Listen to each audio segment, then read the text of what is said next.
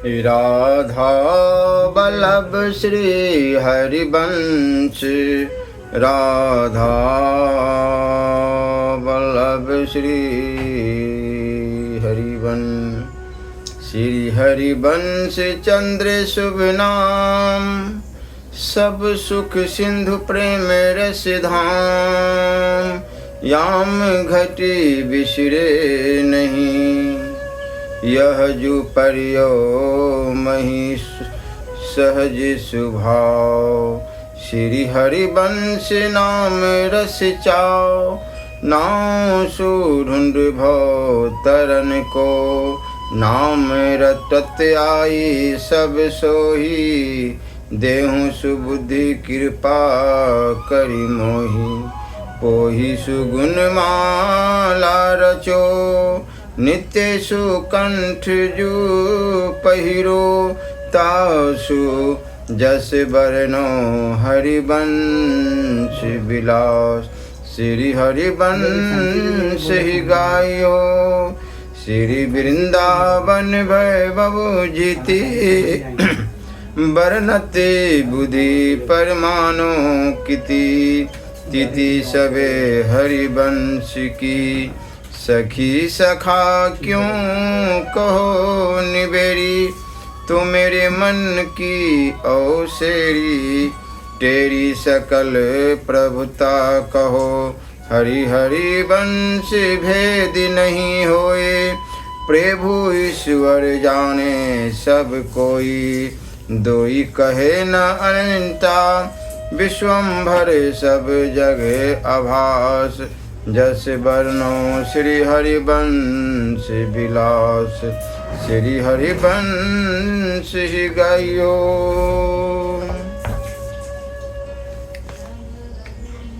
मनुष्य जीवन का समय अमूल्य है। समय की कीमत न जानने के कारण ही लोगों का बहुत सा समय व्यर्थ ही चला जाता है। इसलिए आत्म कल्याण में विलंब हो रहा है। कहा जा सकता है कि कानून, पैसा, वकील, बैरिस्टर प्रभृति तो समय का सदुपयोग करते हैं, क्योंकि वे अपने समय के प्रत्येक मिनट का पैसा ले लेते हैं। किंतु पैसे से मनुष्य जीवन का वास्तविक ध्येय सिद्ध नहीं होता। जो मनुष्य अपने अनमोल समय को पैसों के बदले बेच डालते हैं, पैसों से होने वाले भावी दुष्परिणाम को नहीं समझने के कारण पैसे इकट्ठे करते चले जाते हैं और जीवित काल में उनसे कुछ भौतिक सुख की प्राप्ति करते हैं। वे वस्तुतः कल्याण मार्ग में कुछ भी अग्रसर नहीं होते। मरने के समय उन्हें एकत्र किया हुआ धन यही छोड़ जाना पड़ता है। उससे भी उन्हें कोई लाभ नहीं होता, प्रत्युत वह शोक और चिंता को बढ़ाने वाला ही होता है। अतएव जो धन, मान आदि के मोल पर अपने अमूल्य समय को बेच डालते हैं, वे अपनी समझ से बुद्धिमान होने पर भी वास्तव में बुद्धिमान नहीं है। बुद्धिमान तो वही कहे जा सकते हैं जो जीवन के अमूल्य समय को अमूल्य कार्यों में ही लगाते हैं, और अमूल्य कार्य भी उसी को समझना चाहिए जिससे अमूल्य वस्तु की प्राप्ति हो।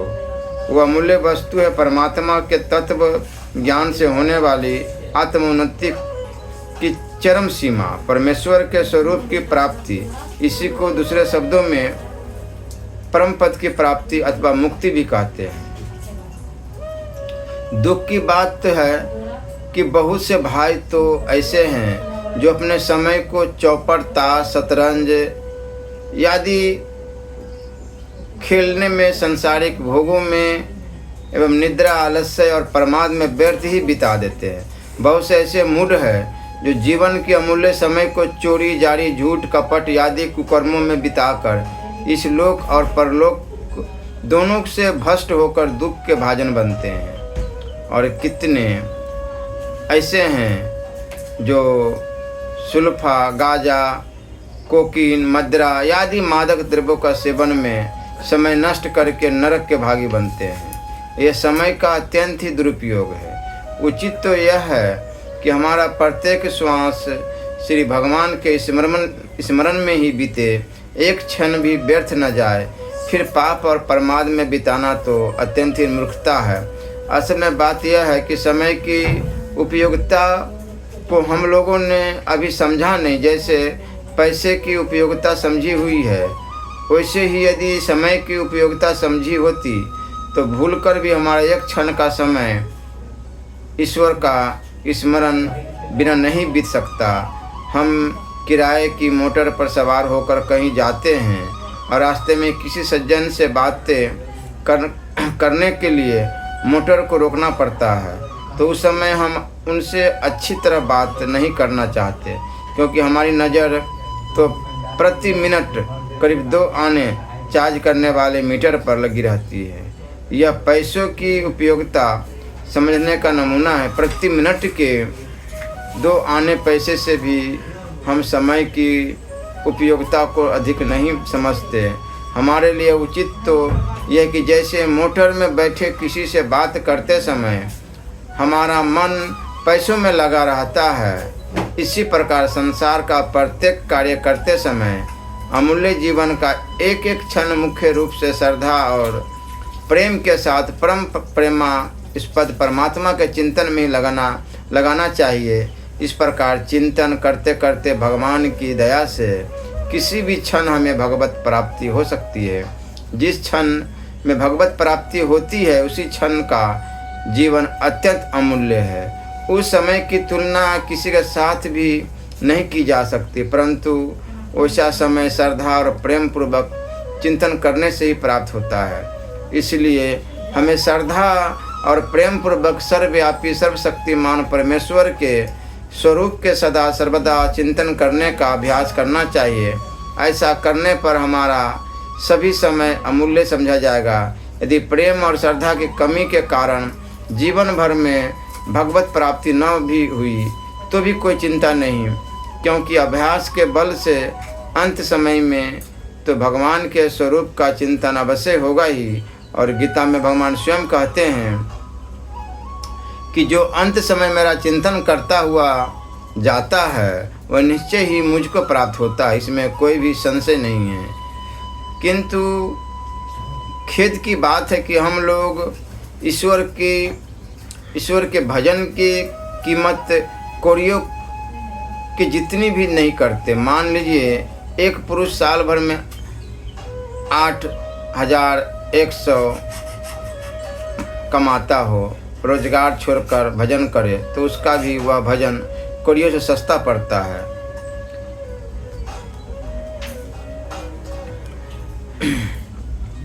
आसक्ति में फंसकर जो लोग अपने अमूल्य समय को बिताते हैं उनका वह समय और परिश्रम तो व्यर्थ जाता ही है। इसके अतिरिक्त उनकी आत्मा का अधपतन भी होता है। धन की आसक्ति में फंसा हुआ लोभी मनुष्य अनेक प्रकार के अनर्थ करके धन कमाता है। धन के कमाने और उसकी रक्षा करने में बड़ा भारी कलेश और परिश्रम होता है।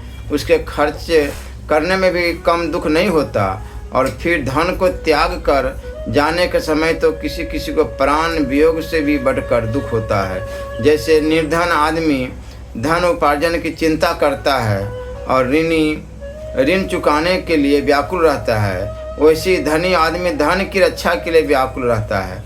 वस्तु धन कमाने की लालसा आत्मा का अधपतन करने वाली है। इसी प्रकार स्त्री संग की इच्छा उससे भी बढ़कर आत्मा का पतन करती है। पर स्त्री गमन की तो बात ही क्या है, वह तो अत्यंत ही निंदनीय और घोर नरक में ले जाने वाला कर्म है।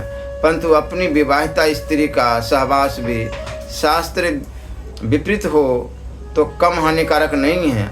आसक्ति के कारण शास्त्र विपरीत होना मामूली बात है। जब साधन करने वाले बुद्धिमान पुरुष की इंद्रियां भी बलवत मन को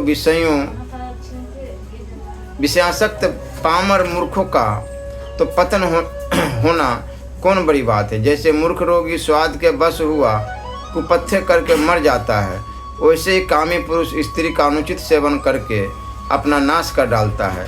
विलासिता की बुद्धि से स्त्री का सेवन करने से कामोद्दीपन होता है और काम का वेग बढ़ने से बुद्धि का नाश हो जाता है। काम से मोहित हुआ नष्ट बुद्धि पुरुष चाहे जैसा विपरीत आचरण कर बैठता है, जिससे उसका सर्वथा अधपतन हो जाता है। स्त्री के सेवन से बल, वीर्य, बुद्धि, तेज, उत्साह, स्मृति, सद्गुणों का नाश हो जाता है एवं शरीर में अनेक प्रकार के रोगों की वृद्धि होकर मनुष्य मृत्यु के समीप पहुंच जाता है तथा इस लोक के सुख, कीर्ति और धर्म को खोकर नरक में गिर पड़ता है। यही आत्मा का पतन है। इसलिए साधुजन कंचन और कामनी का भीतर और बाहर से सर्वथा त्याग कर देते हैं। वास्तव में भीतर का त्याग ही असली त्याग है, क्योंकि ममता, अभिमान और आसक्ति से रहित हुआ गृह मनुष्य न्याय युक्त कंचन और कामनी के साथ संबंध रखने पर भी त्यागी ही माना जाता है। वास्तव में रोजगार को स्वरूप से छुड़ाने का हमारा अभिप्राय नहीं है, केवल भजन की महिमा दिखाने के लिए बता रहे हैं। बात तो है कि मुख्य वृत्ति से परमात्मा को याद रखता हुआ गौणी वृत्ति से व्यवहार करे। हर समय नाम जप, राधा राधा राधा राधा करते रहे, ताकि जो भी आपको प्रिय हो। आगे का प्रसंग श्री ब्रह्मवैवर्त पुराण,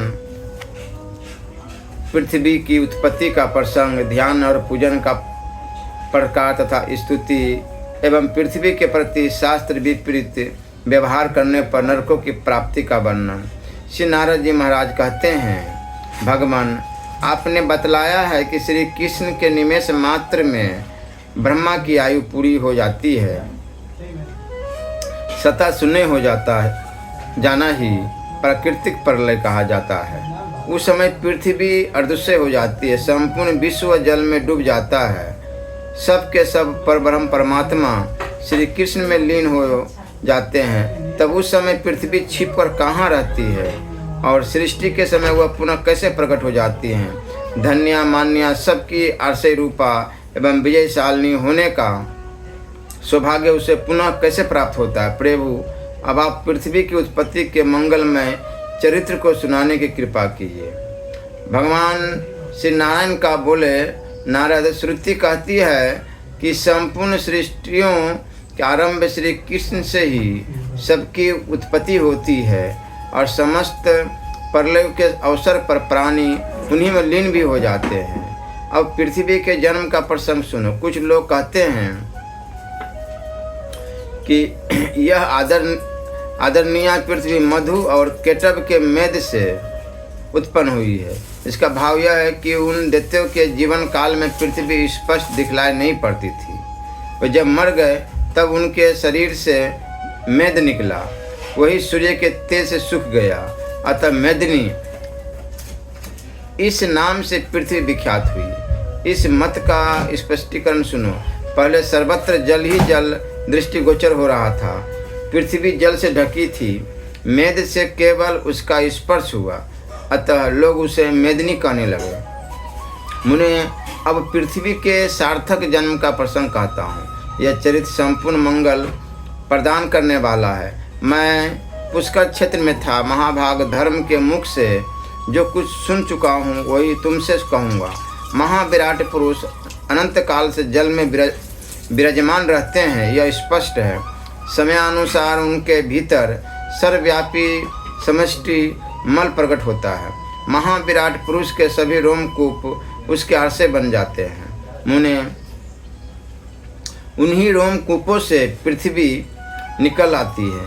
जितने रोमकूप है उन सब में से एक एक से जल सहित पृथ्वी बार बार प्रकट होती है और छिपती रहती है। सृष्टि के समय प्रकट होकर जल के ऊपर स्थिर रहना और प्रलय काल उपस्थित होने पर छिपकर जल के भीतर चले जाना, यही इसका नियम है। अखिल ब्रह्मांड में ये विराजती है। वन और पर्वत इसकी शोभा बढ़ाए रहते हैं। यह 7 समुद्रों से घिरी रहती है। 7 द्वीप इसके अंग है। हिमालय और सुमेरु आदि पर्वत तथा सूर्य एवं चंद्रमा प्रभृति ग्रह इसे सदा सुशोभित करते हैं। महाविराट की आज्ञा के अनुसार ब्रह्मा, विष्णु तथा शिव आदि देवता प्रकट होते एवं समस्त प्राणी इस पर रहते हैं। पुण्य तीर्थ तथा पवित्र भारतवर्ष जैसे देशों से संपन्न होने का इसे सुअवसर मिलता है। यह पृथ्वी स्वर्णमय भूमि है, इस पर 7 स्वर्ग है, इसके नीचे 7 पताल है, ऊपर ब्रह्मलोक है, ब्रह्मलोक से भी ऊपर ध्रुवलोक है।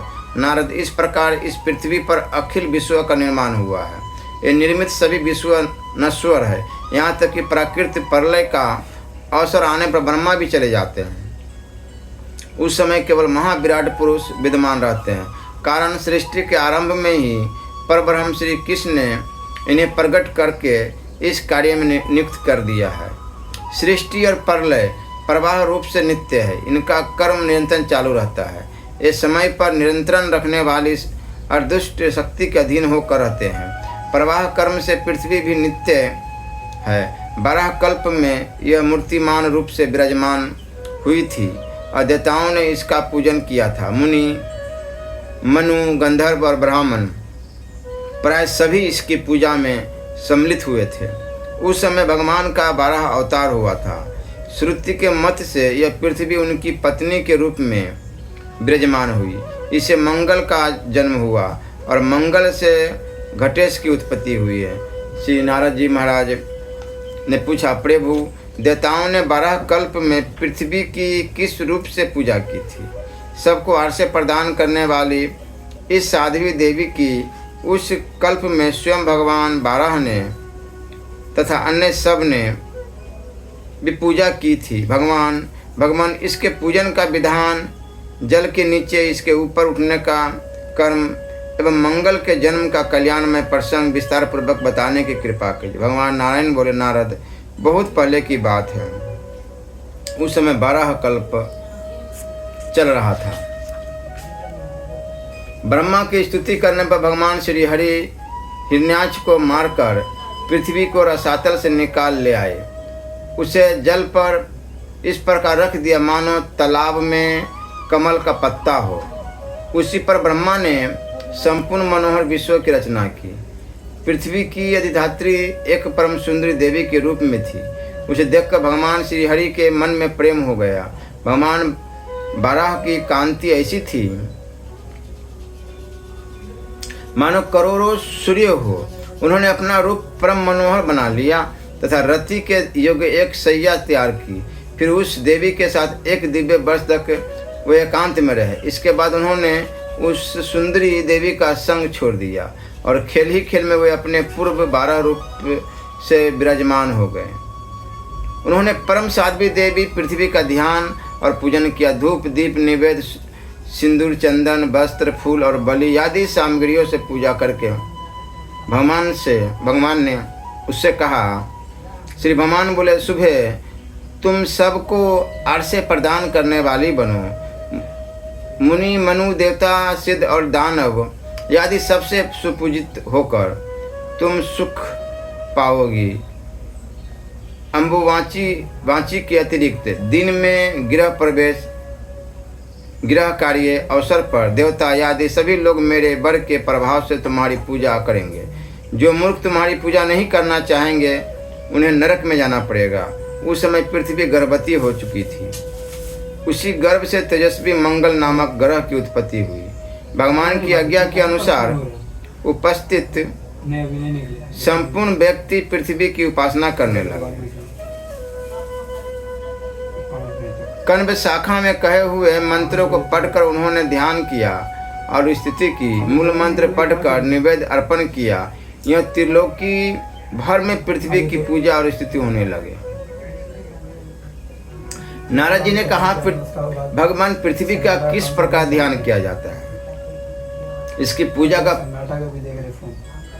प्रकार क्या है और कौन मूल मंत्र। संपूर्ण पुराणों में छिपे हुए इस प्रसंग को सुनने के लिए मेरे मन में बड़ा कौतूहल हो रहा है, अतः बताने की कृपा की। भगवान नारायण कहते, मुने, सर्वप्रथम भगवान बारह ने इस पृथ्वी की पूजा की।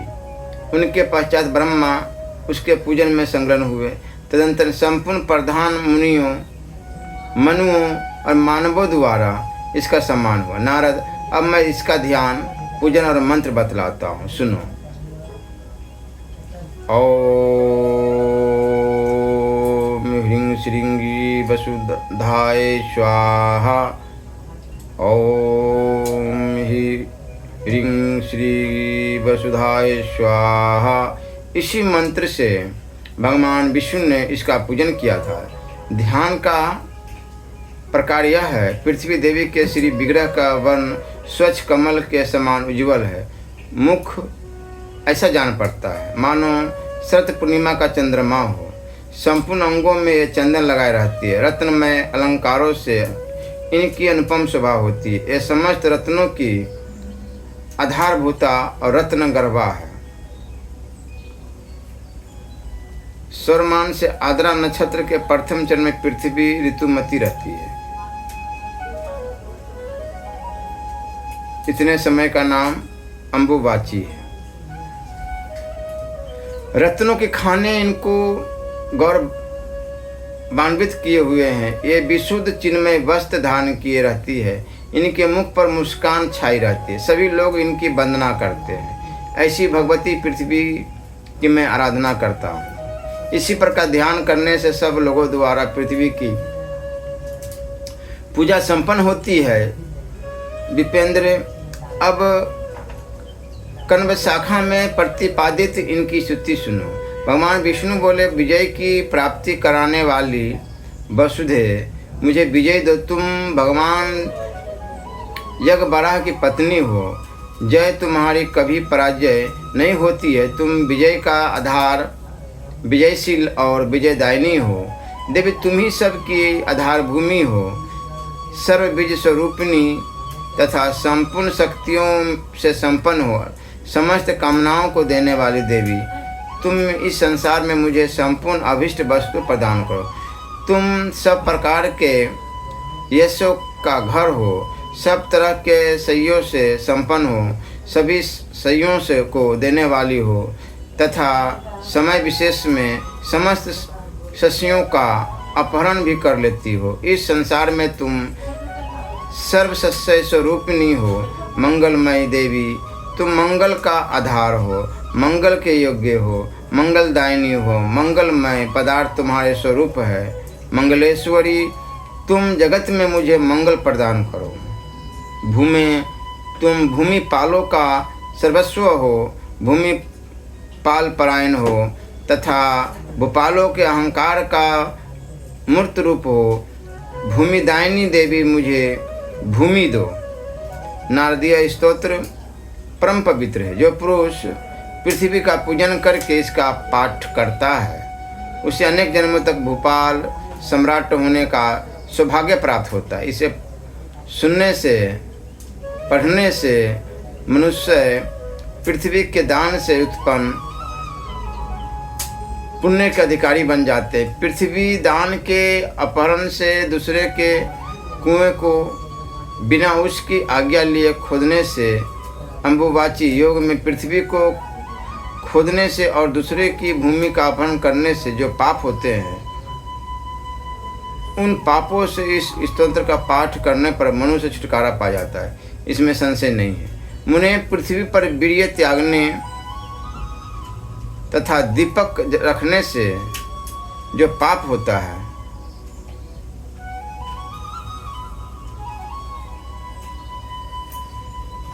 उससे भी पुरुष इस स्तोत्र का पाठ करने से मुक्त हो जाता है।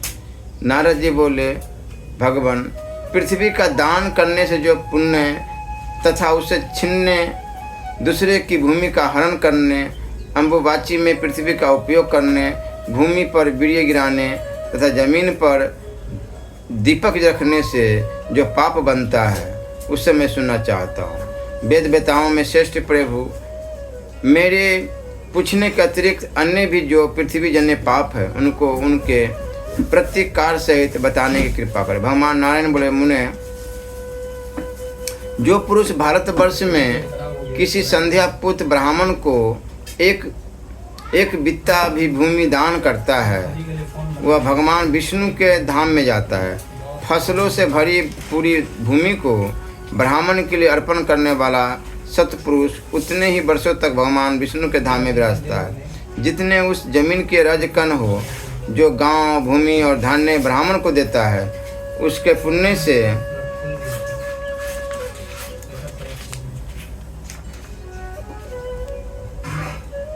दाता और प्रतिगृहता दोनों व्यक्ति संपूर्ण पापों से छूटकर वैकुंठ धाम में स्थान पाते हैं। जो साधु पुरुष भूमि दान के लिए दाता को उत्साहित करता है, उसे अपने मित्र एवं गोत्र के साथ वैकुंठ में जाने का सौभाग्य प्राप्त होता है। अपनी अथवा दूसरे की दी हुई ब्राह्मण की भूमि हरण करने वाला व्यक्ति सूर्य एवं चंद्रमा की स्थिति प्रयत्न कालसूत्र नामक नरक में स्थान पाता है। इतना ही नहीं, इस पाप के प्रभाव से उसके पुत्र और पौत्र आदि के पास भी पृथ्वी नहीं ठहरती। वह श्रीहीन, पुत्रहीन और दरिद्र होकर घोर रौरव नरक में गिरता है। जो गौचर भूमि को जोत का धान्य उपार्जन करता है और वही धान्य ब्राह्मण को देता है, तो इस निंदित कर्म के प्रभाव से उसे देवताओं के वर्ष से 100 वर्ष तक कुंभी पाक नामक नरक में रहना पड़ता है। गौओं के रहने का स्थान, तराग तथा रास्ते को जोत कर पैदा किए हुए अन्न का दान करने वाला मानव 14 इंद्र की आयु तक 80 पत्र नामक नरक में रहता है। जो कामानंद व्यक्ति एकांत में पृथ्वी पर बीड़ियाँ गिराता है, उसे वहाँ की जमीन में जितने रजकण हैं उतने वर्ष तक रौरव नरक में रहना पड़ता है। अम्बुबाची में भूमि खोदने वाला मानव कृमिदंश नामक नरक में जाता है और उसे वहाँ 4 युगों तक रहना पड़ता है। जो दूसरों के तराग में पड़ी हुई कीचड़ को निकालकर शुद्ध जल होने पर स्नान करता है, उसे ब्रह्मलोक में स्थान मिलता है। जो मंदबुद्धि मानव भूमि पति के पितरों को श्राद्ध में पिंड न देकर श्राद्ध करता है, उसे अवश्य नरकगामी होना पड़ता है।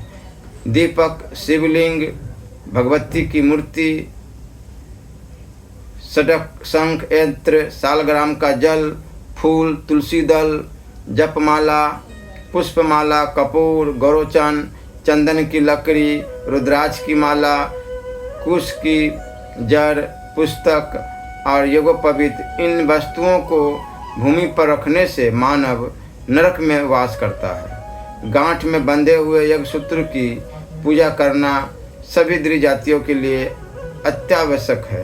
भूकंप एवं ग्रहण के अवसर पर पृथ्वी को खोदने से बड़ा पाप लगता है। इस मर्यादा का उल्लंघन करने से दूसरे जन्म में अंगहीन होना पड़ता है। इस पर सबके भवन बने हैं, इसलिए यह भूमि कहलाती है।